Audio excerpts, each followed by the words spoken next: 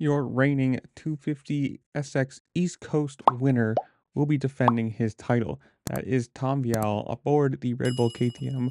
New gear and all has been announced that he will be racing the East Coast this year. So pretty cool to him. I mean, especially considering coming over from MX2, everyone expected his first title to come in a motocross scenario, but to win the 250 East, to beat Deegan, to prove that he isn't just a one side of the sport specialist. Pretty good for him. And it only took him 2 seasons, so he adapted to this pretty quick.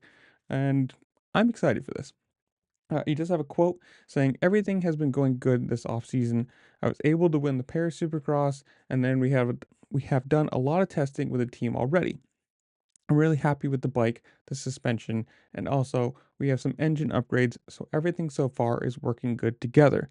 I'm going into my third year of Supercross and was able to win the 250 SX East Championship this year, as of for now, and now I'm working hard to try and defend it in 2025.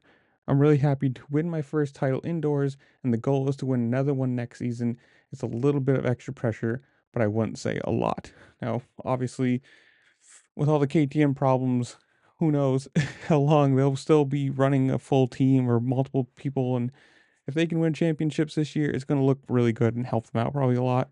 And for him, it's going to look good in general. I mean, obviously, what he gets one title, you get a 1 year to defend it. Correct me if I'm wrong on that. And then you've got to move up to the 450s. I think I'm right on that. If that's how the rule works. So this will be his last year in the 250s, if I'm correct again. And then we're gonna have to see where he falls in the 450 side of things. Plessinger keeps his ride.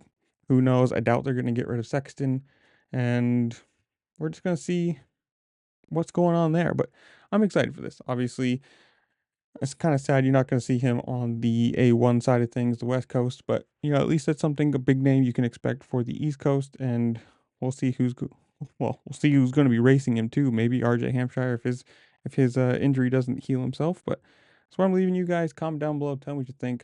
Are you excited for the upcoming season? Who do you think is going to win A1? Who do you think is going to win East or West Coast? Wherever, whatever.